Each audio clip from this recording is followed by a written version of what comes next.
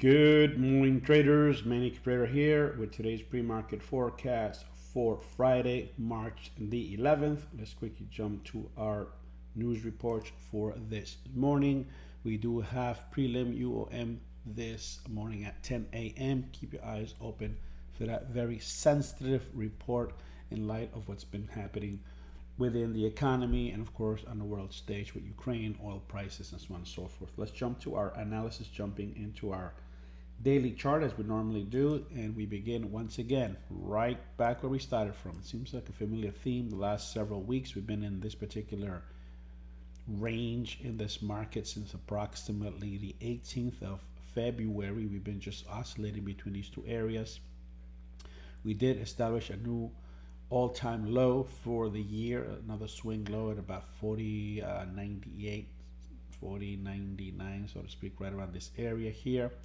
We do have a descending triangle with a very solid support here, which has moved a little bit lower now. But that's where we find ourselves right now. Here's our resistance. Our first resistance is found on the 20 SMA that's come all the way down here.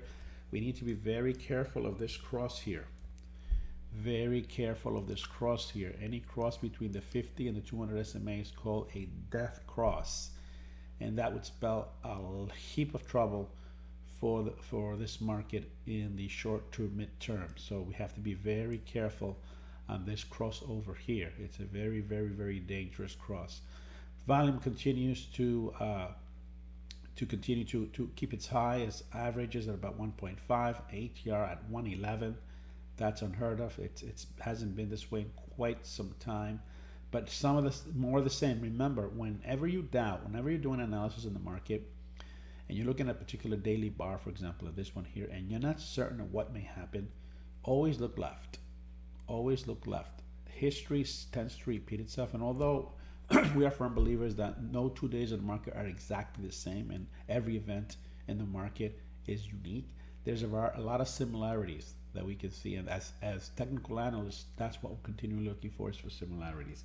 Let's look a little deeper behind this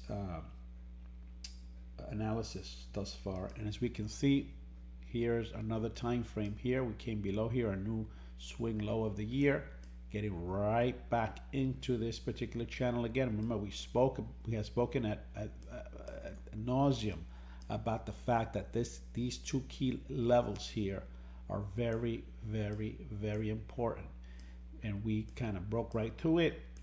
We kind of are trying to hold support there, but this is where we find ourselves right now. And right now we do have a ascending triangle here, which obviously here's our areas, but we're kind of pressed here. We're kind of squeezing once again between two very key areas.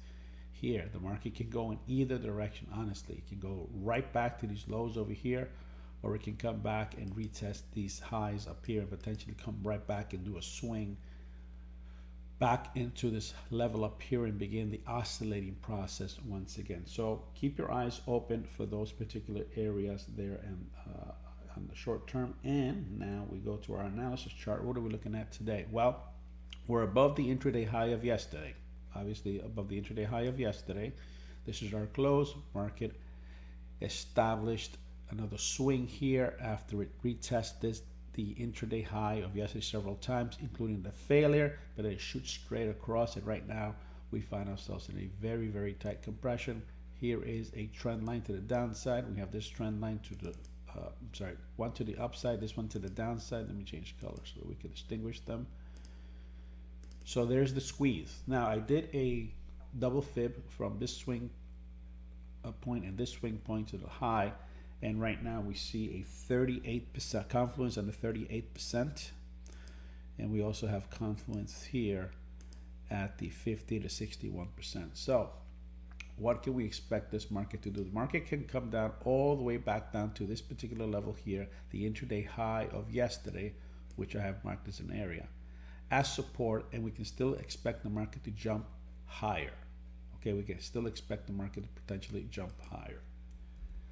Now, if I'm not mistaken, I think we do have another trend line kind of forming, a much smaller time frame line forming here, and that will kind of complete our compression right there. And of course, what we're expecting in order to participate is any break in either direction on this market. Have a great session. Let me know if you have any questions.